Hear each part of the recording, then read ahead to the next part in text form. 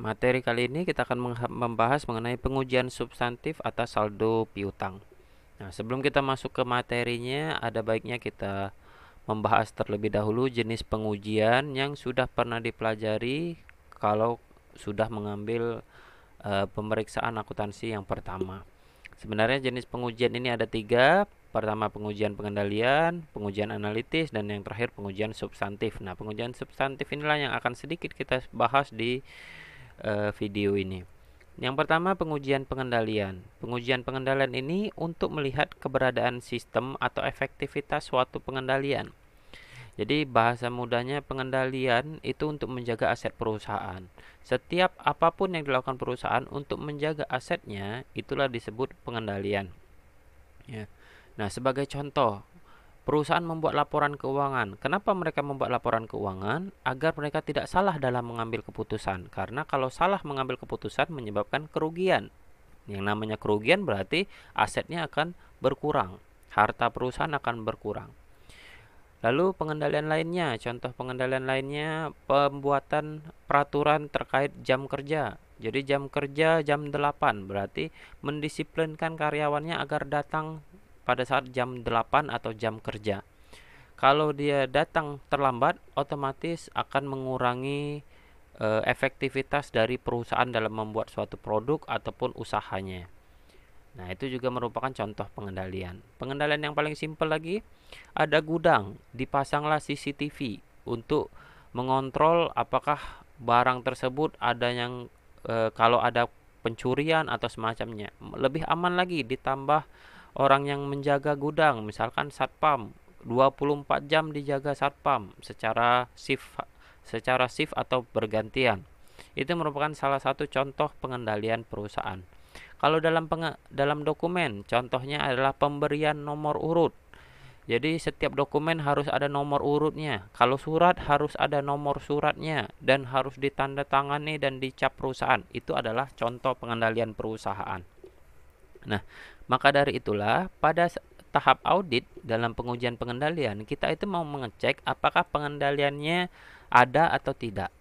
Kalau tidak, berarti sudah nggak bagus pengendaliannya. Kalau ada, kita cek dulu. Pengendalian ada belum tentu efektif. Jadi bisa dikatakan kita mengecek pengendalian itu ada atau tidak. Kalau ada, apakah lengkap dan efektif atau bagus atau tidak. Ya. Jadi kalau pengendaliannya tidak bagus, berarti kita indikasikan kemungkinan ada banyak masalah di bagian atau fungsi tersebut.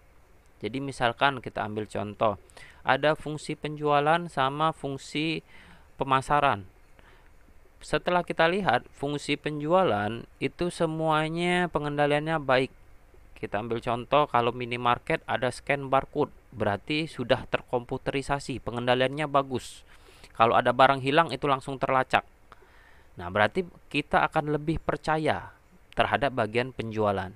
Sedangkan pada saat kita ke bagian pemasaran, semua berkasnya berantakan. Lalu pegawainya jam kerjanya tidak sesuai. Ya, jam kerjanya tidak ada standarisasi, pengukuran kinerjanya nggak ada.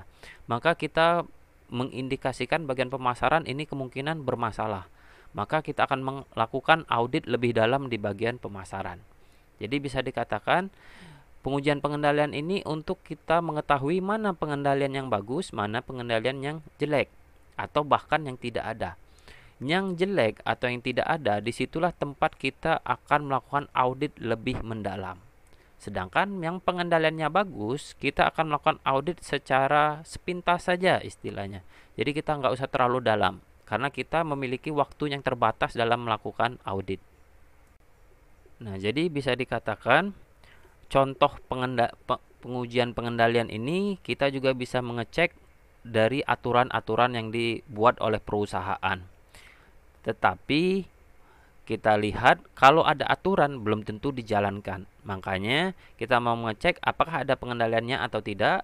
Kalau ada pengendaliannya, apakah lengkap dan dijalankan dan juga efektif atau tidak. Makanya contohnya tadi adalah peraturan. Tidak ada gunanya peraturan yang bagus kalau tidak dijalankan. Sebagai contoh, ada undang-undang. Undang-undangnya bagus, tapi masih banyak orang yang melanggar. Berarti kan undang-undang atau peraturan tersebut nggak guna. Jadi perlu digarisbawahi, Kalau pengendalian bagus berarti kita menganggap sistemnya sudah baik. Kalau sistemnya baik, otomatis laporan keuangan kita indikasikan juga baik, atau kalaupun ada masalah ataupun ada kesalahan itu sangat kecil. Lalu kita dalam hal pengujian pengendalian, kita juga harus memahami setiap pengendalian dalam setiap fungsinya. Nah, kalau fungsi-fungsi dalam pengendalian juga bisa dilihat dari flowchart, itu juga banyak dibahas di mata kuliah atau pelajaran sistem informasi akuntansi. Nah, itu harus dipahami oleh auditor agar bisa mengetahui pengendaliannya. Jadi, perlu di garis bawahi, pengendalian itu di setiap siklus beda-beda. Siklus penjualan sama siklus pemasaran, siklus persediaan dan lain sebagainya itu beda-beda pengujian pengendaliannya. Dan di garis bawahi, tujuan pengujian pengendalian ini untuk menentukan kuat atau lemahnya pengendalian, sehingga ini akan berpengaruh di pengujian substantif yang akan dilakukan. Jadi saya rangkum kembali, setiap siklus itu beda-beda pengendaliannya. Kalau auditor harus memahami setiap siklus tersebut agar kita bisa menilai pengendaliannya kuat atau lemah. Karena tujuan dari pengujian pengendalian ini kita akan menentukan pengujian substantif yang akan dilakukan. Kalau pengendaliannya lemah, maka pengujian substantifnya akan kita tingkatkan. Kalau pengendaliannya baik atau bagus, berarti pengujian substantifnya boleh kita kurangi untuk menghemat waktu dan juga biaya. Berikutnya, pengujian yang kedua adalah pengujian analitis. Kalau pengujian analitis adalah pengujian yang menggunakan logika atau membandingkan dua data. Contohnya kita membandingkan angka di tahun ini dan juga tahun sebelumnya, tahun kemarin. Nah, mana yang kita curigai? Nah, disitulah kita akan mengambil langkah pengujian substantif yang lebih dalam. Kita ambil contoh saja. Misal kita ambil ada akun kas. Misalkan akun kasnya 100 juta, itu tahun-tahun sebelumnya. Lalu meningkat jadi 120 juta. Lalu tahun ini meningkat jadi 500 juta. Berarti ini kan kita harus waspadai. Di mana pada tahun-tahun sebelumnya itu hanya sekitaran 100 juta, tetapi pada tahun ini tiba-tiba meningkat 500 juta. Berarti ada sesuatu di akun kas ini. Ya. Berbeda kalau ada akun lain, misalkan akun lainnya misalkan 200 juta. Lalu meningkat 210 juta. Lalu menurun jadi 205 juta. Nah, kalau kita lihat ini sekitaran 200, tidak terlalu kita curigai istilahnya. Tapi kalau akun ini dari 100, 120 tiba-tiba naik tajam jadi 500 juta, naik berkali-kali lipat. Ya, ini kita anggap ada sesuatu. Walaupun ini belum tentu salah. Bisa saja ada penyebabnya kenapa kasnya tiba-tiba naik jadi 500 juta. Nah, tetapi secara analitis ini patut kita curigai akun yang seperti ini, yang tiba-tiba naik tajam atau yang turun tajam. Ya. Ataupun juga ada yang mencurigakan di akun lain dengan cara membandingkan data. Nah, balik lagi, membandingkan data ini banyak caranya. Bisa membandingkan data seperti ini saja, bisa saja membandingkan dengan rasio keuangan, ataupun juga membandingkan perusahaan yang diaudit dengan perusahaan lain yang sejenis. Jadi misalkan ini perusahaan makanan, harus kita bandingkan dengan perusahaan makanan atau lawannya, kira-kira ada yang mencurigakan atau tidak. Nah, jadi intinya kita mencari yang mencurigakan dengan prosedur analitis dengan membandingkan data. Jadi intinya membandingkan dua data. Bisa dari tahun yang berbeda melalui rasio atau nilai rupiah atau semacamnya. Kita ambil contoh kehidupan sehari-hari ya, kalau dalam prosedur analitis, misalkan seorang mahasiswa membayar SPP.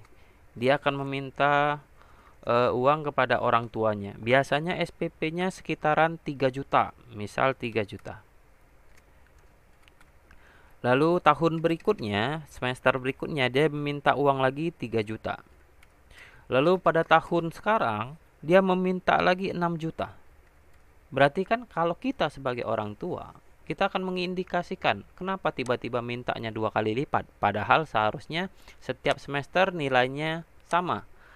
Nah, maka kita akan mencari tahu kenapa anak ini minta 6 juta. Maka bisa saja dia menelpon kampus ataupun mencari tahu dari temannya dan lain sebagainya. Nah, begitu juga dengan auditor.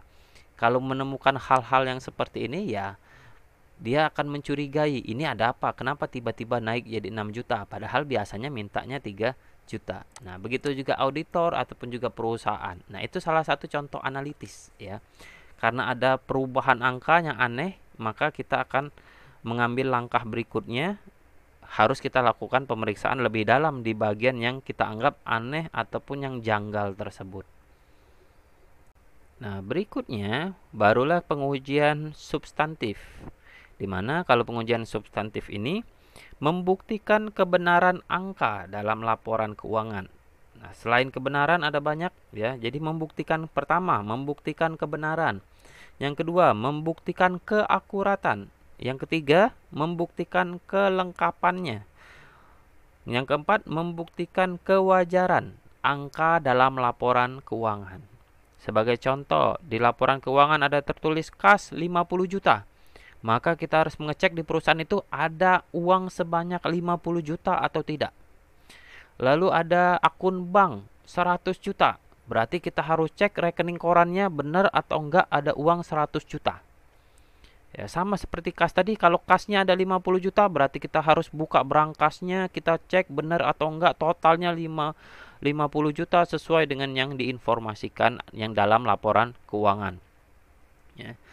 Jadi dihitung semua lembar-lembar uangnya. Sebagai contoh, lembar uang ada 100.000, jadi dicek 100.000 ada berapa lembar, 50.000 ada berapa lembar, sampai ke rupiah terkecil. 100 rupiah logam ada berapa keping dan lain sebagainya. Itu dicek semua, jadi dicek apakah sesuai dengan laporan keuangan atau tidak. Nah, jadi ada banyak tahapan pengujian substantif. Yang pasti kita akan mengecek kalau uang tentunya kita akan mengecek keuangannya juga, pencatatannya juga. Jadi dari neraca kita cek apakah sudah sesuai dengan buku besar. Buku besar kita cek apakah sudah sesuai dengan jurnal. Dari jurnal kita cek apakah sudah sesuai dengan bukti transaksi dan juga berita acara. Pengecekan kas yang saya tadi, buka berangkas atau semacamnya. Nah, itu adalah salah satu contoh pengujian substantif, sudah melihat angka-angka dalam laporan keuangan. Jadi saya ulangi lagi, pengujian substantif ini membuktikan kebenaran angka dalam laporan keuangan, keakuratan, kelengkapan, dan kewajarannya. Jadi ada 4 ya, kebenaran, keakuratan, kelengkapan, kewajaran angka dalam laporan keuangan. Apakah benar, apakah akurat, apakah lengkap bukti-buktinya, dan apakah wajar. Nah, mengenai kewajaran ini juga akan berhubungan dengan tingkat materialitas. Kalau ada selisih itu normal, apalagi kalau kas ya. Kalau kita transaksi di perusahaan di supermarket ataupun minimarket, kadang-kadang ada nominal yang pecahannya tidak ada uangnya. Sebagai contoh, ada kembalian 783. 83 kan nggak ada rupiahnya. Uang paling kecil kan 100. Di bawahnya ada 50 dan kalau masih ada 25 rupiah. Nah, kalau angka yang jelek ya nggak ada. Ya 78 rupiah, nggak ada mata uang yang 78 rupiah. Maka dari itulah kalau ada pencatatan otomatis akan berbeda dengan nominal yang ada di berangkasnya tadi. Nah, itu bisa dikatakan wajar ya. Jadi beda benar sama wajar. Kalau benar harus 100% tidak ada kesalahan. Tapi kalau wajar, kesalahan yang tidak material itu masih kategori wajar, nggak ada masalah bagi kita. Ya, jadi bedakan wajar sama benar. Kita ambil contoh lagi mengenai kewajaran. Ya, kewajaran kita ambil contoh kalau ada pengadaan barang kantor. Jadi kantor ada pengadaan barang, misalkan pembelian komputer. Beli komputer misalkan 10 unit. Nah, standarnya kalian tahu komputer itu harganya berapa. Setelah kalian cross check, komputer ini satu unitnya 10 juta. Nah, berarti seharusnya 100 juta, sekitaran 100 juta. Tetapi pada saat kalian lihat nota atau bukti transaksinya berubah menjadi 5 miliar. Karena kalian tahu barangnya, maka kalian akan mencurigai di sini ada masalah. Karena menurut perhitungan kalian, kalian tahu komputer yang seperti ini 10 unit kemungkinannya sekitaran 100 juta. Atau ya naik dikit 110, 120. Ini kok bisa mencapai 5 miliar? Berarti ada masalah, ada kecurigaan di sana. Nah, secara ilmu audit itu sudah tidak sesuai dan buktinya pun harus kita cari. Jadi bukti dari supplier, dari gudang ataupun dari sumber-sumber lain kita harus cari tahu kenapa harga komputer yang harganya sekitaran 100 juta dinota menjadi 5 miliar. Nah, berarti itu merupakan salah satu temuan kita juga. Ada yang aneh di sana. Maka dari itulah, sebagai salah satu contoh, perusahaan kadang juga menetapkan standar harga. Jadi standar harga itu misalkan ada komputer, standar harganya 10 juta. Jadi pembuatan anggaran nggak mungkin melebihi 10 juta. Dan juga pembeliannya tidak mungkin melebihi 10 juta. Jadi setiap perusahaan terkadang ada yang namanya standar harga. Kalau pemerintah, ya, kalau instansi-instansi pemerintah juga menetapkan adanya standar harga. Jadi kalau melebihi dari standar harga itu bisa dicurigai, bisa kita anggap ada yang aneh di sana. Kecuali standar harganya ada masalah. Jadi yang salah ini standar harganya atau memang ada kecurangan di sana. Lanjut, kita lanjutkan ke pengujiannya. Nah, ini tadi sudah kita bahas ya. Pengujian pengendalian itu untuk keberadaan sama efektivitasnya. Keberadaan itu maksudnya ada atau tidak, lalu efektif atau tidak. Setiap siklus beda-beda. Tujuannya untuk menentukan kuatnya pengendalian pengujian substantif. Kalau pengendaliannya lemah, pengujian substantifnya harus kita tingkatkan. Kalau pengujian pengendalian hasilnya baik, pengendaliannya baik, berarti substantifnya boleh kita lemahkan atau kita kurangi agar menghemat waktu. Ini tadi sudah kita bahas. Analitis tadi membandingkan pakai logika dan juga membandingkan data kita. Ya, membandingkan data baik tahun sebelumnya dengan tahun ini ataupun dengan rasio ataupun juga dengan perusahaan yang sejenis. Menggunakan logika kita. Jadi menggunakan logika auditor. Apakah ini wajar atau enggak? Peningkatannya wajar atau enggak? Sebagai contoh, kalau kasnya menurun banyak, setelah kita lihat ternyata perusahaan sedang membangun perusahaan baru atau cabang baru. Berarti kasnya menurun itu wajar, tidak ada masalah. Ataupun juga kasnya naik dikarenakan hutangnya naik. Ya, hutangnya bertambah maka dari itulah kasnya nambah banyak. Nah, itu wajar. Ya, jadi menggunakan logika kita apakah kenaikan penurunan suatu akun itu wajar atau tidak. Nah, ini tadi yang pengujian substantif ya. Ada kebenaran, keakuratan, kelengkapan, dan kewajaran. Sudah kita bahas tadi. Nah, selanjutnya kita barulah masuk ke piutang.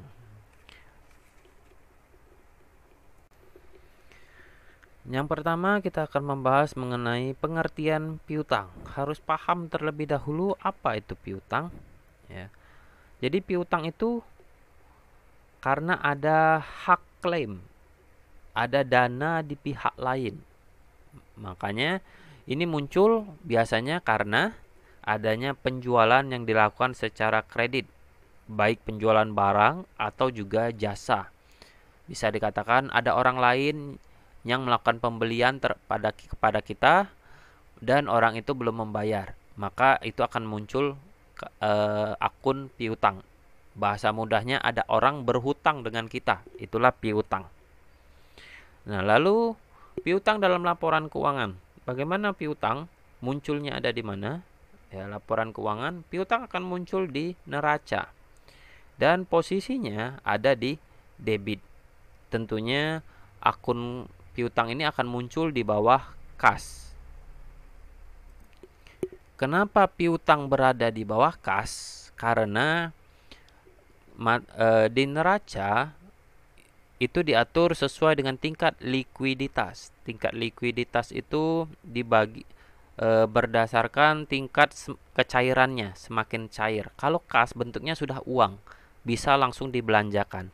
Tapi kalau piutang, kenapa dia di bawah kas? Karena piutang ini bukan bentuk uang. Jadi piutang ini harus menjadi uang, caranya harus ditagih dulu. Setelah kita tagih barulah menjadi kas. Makanya dari itulah di bawah piutang bisa saja ada persediaan. Persediaan itu harus dijual dulu. Setelah dijual belum tentu langsung jadi kas.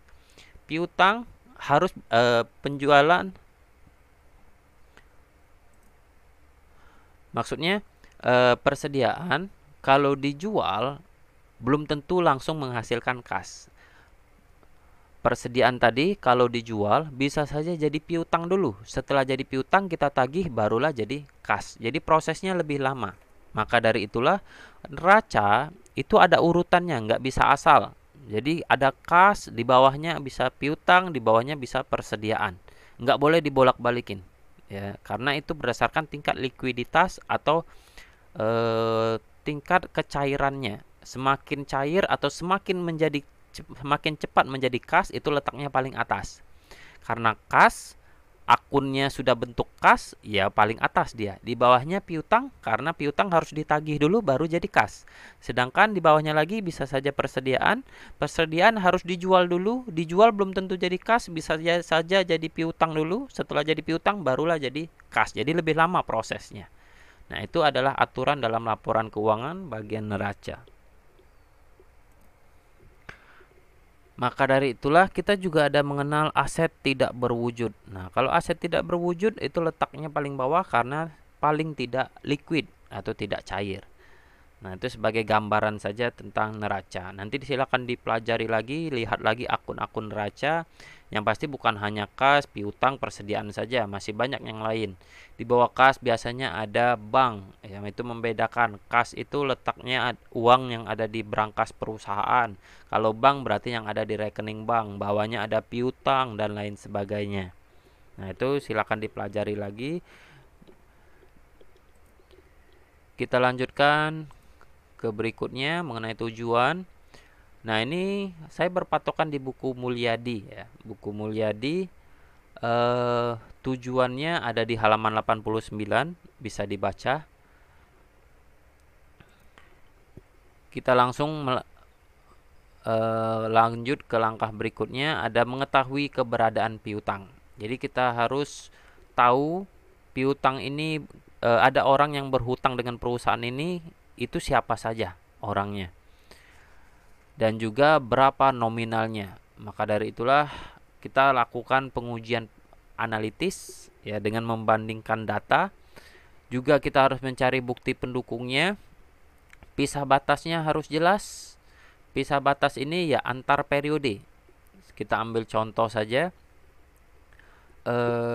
Kalau ada pembayaran piutang di bulan Januari, berarti ada penjualan kredit di bulan-bulan sebelumnya. Mungkin saja di bulan Desember ataupun juga bulan November ataupun bulan-bulan sebelumnya lagi. Nah, titik pisah batas itu adalah pisah batas itu ya perbatasannya. Biasanya kalau dalam perusahaan adalah tanggal laporan keuangan, yaitu 31 Desember. Nah, kita mengaudit misalkan ini tahun 2023. Misalkan tahun 2023 kita melakukan audit. Audit itu bukan berarti selesai di 31 Desember 2023, pasti melebihi ya. Kita pasti mengaudit sampai dengan tahun 2024. Nanti kita kenal ada peristiwa setelah tanggal neraca. Nah, jadi intinya kalau kita mengaudit tahun 2023, kita itu akan selesai di tahun 2024. Nah, pada saat tahun 2024 barulah kita bisa melihat misalkan ada pembayaran piutang. Oh, berarti ini ada transaksi di tahun 2023. Di tahun sebelumnya. Jadi saling berhubungan, pisah batasnya harus jelas tanggal berapa. Berikutnya ada konfirmasi. Jadi konfirmasi ini kita bisa bertanya kepada pihak yang berhutang dengan perusahaan. Jadi kita konfirmasi, benar nggak kalian pernah berhutang dengan perusahaan ini sebesar berapa rupiah. Nah, itu konfirmasi. Jadi nanti tinggal dijawab oleh orang yang berhutang atau perusahaan yang berhutang tadi akan menjawab benar atau tidak. Nah, itu adalah hasil konfirmasi dari auditor yang dikumpulkan. Karena yang namanya penjualan ataupun juga piutang, hutang piutang ya, pasti ada lawan transaksi. Kita bisa konfirmasi atau bertanya untuk memperjelas apakah transaksi ini benar terjadi dan nominalnya sudah sesuai atau tidak. Kita ambil contoh keseharian, ada teman kita berhutang dengan kita. Kita ngakunya hutangnya senilai 500.000. Nah, auditor akan mengecek apakah benar pengakuan kita ada orang berhutang dengan kita 500.000. Maka auditor itu akan bertanya kepada orang yang berhutang tadi. Apakah benar kamu berhutang dengan orang ini sebesar 500.000? Nah, itulah konfirmasi. Jadi nanti tinggal jawab, oh benar, saya pernah berhutang 500.000. Berarti sudah sesuai konfirmasinya. Ataupun juga bisa yang tidak sesuai. Jadi orang itu mengaku sudah pernah saya bayar 100.000, hutang saya seharusnya 400. Nah, berarti ada kesalahan ya. Kesalahannya tadi bisa saja di orang yang berhutang atau perusahaan yang menerima hutang tadi. Ya, jadi kita nggak bisa saling menyalahkan, tapi bisa menjadi patokan kita untuk mencari tahu ini siapa yang salah, siapa yang benar dalam perhitungannya. Ya. Berikutnya program pengujian. Program pengujian kalau di buku Mulyadi halaman 91, program pengujian ini merupakan tahapan auditor. Kalau auditor senior biasanya tidak perlu melihat lagi, dia tetap ada tercantum, tapi biasanya sudah hafal ya. Kalau auditor senior sudah hafal program pengujiannya. Program pengujian itu langkah-langkahnya, apa yang perlu dilakukan auditor dari tahap awal sampai dengan selesai audit. Jadi mau meriksa apa dulu, itu tahapannya semuanya ada di program pengujian. Kalau auditor junior biasanya masih belum paham, dia harus tetap melihat program pengujian. Tapi bukan berarti auditor senior nggak ngikutin ya. Dia tetap mengikuti program pengujian, hanya saja biasanya karena sudah sering penugasan dia sudah hafal. Jadi tanpa melihat program pengujian pun dia sudah bisa melaksanakan program pengujian ini. Dan di sini saya tekankan program pengujian ini sangatlah penting karena ini arah auditor. Jadi tugasnya mau ngapa-ngapain ya itu sudah terarah di program pengujian. Nanti silakan dicek saja program pengujian. Di situ ada langkah-langkahnya. Jadi anggap saja kalau langkah pertama selesai, lakukan langkah kedua. Langkah kedua selesai, lakukan langkah ketiga dan seterusnya. Karena itu tahapannya, tahapan apa yang perlu dilakukan oleh auditor.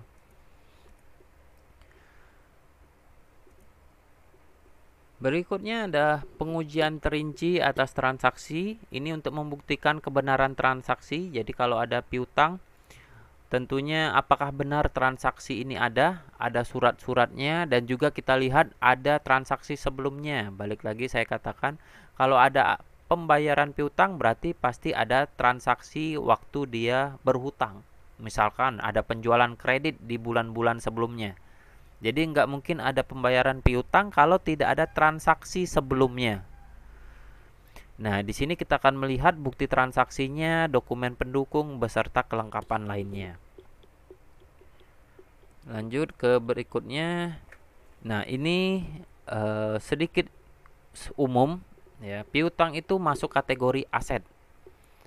Nah, ini ada perbedaan antara aset dan kewajiban. Bagi perusahaan yang bisa dikatakan nakal ya, perusahaan itu biasanya ingin meningkatkan labanya biar terlihat bagus di mata investor. Maka dari itulah biasanya asetnya itu dinaikkan. Nah, aset dinaikkan berarti salah satu contoh aset tadi adalah piutang. Jadi piutangnya dinaikkan. Sedangkan kecenderungan kewajiban atau hutang itu biasanya dikurangi. Jadi anggap saja ada orang akan lebih membanggakan asetnya dibandingkan hutangnya. Orang pasti asetnya dibangga-banggakan, tapi hutangnya nggak diungkapkan. Maka dari itulah perbedaan dalam hal auditnya, kalau kecenderungan aset ini dinaikkan, berarti kemungkinan ada dokumen-dokumen yang ditambah-tambahkan. Jadi ada dokumen-dokumen fiktif yang ditambahkan. Jadi tugas auditor tentunya bisa saja lebih fokus untuk mencari dokumen yang fiktif tadi, dokumen yang salah ya. Jadi kita ambil contoh perbedaan pemeriksaannya. Ada dokumen 1, 2, 3, 4, 5, 6, 7, 8. Ada 8 dokumen. Nah, kita harus cari tahu karena dinaikkan, mungkin di antara 8 ini hanya ada 6 yang benar, 2-nya mungkin ada yang salah. Maka kita harus cari tahu 2 yang salah itu di mana. Sedangkan kalau kewajiban itu dikurangin. Jadi, contohnya ada 1, 2, 3, 4. Ada 4 dokumen kewajiban. Pikiran auditor berpikir ini ada yang dihilangkan. Berarti ada kemungkinan 4 ini sudah benar, tapi ada yang tidak terlihat atau ada yang disembunyikan atau ada yang ditutup-tutupi. Mungkin ada nomor 5 sama 6 yang tidak dilaporkan oleh perusahaan. Jadi kan beda tolak pikir atau cara berpikir auditor dalam hal aset sama kewajiban. Aset lebih sering dinaikkan, maka ada kemungkinan ada dokumen-dokumen palsu, sedangkan kalau kewajiban lebih banyak dikurangi, berarti ada dokumen-dokumen yang dihilangkan. Nah, maka dari itulah itu akan mempengaruhi prosedur auditnya. Itu saja untuk pengujian review sedikit tentang pengujian dalam audit dan juga pengujian substantif saldo piutang usaha. Sekian dan terima kasih.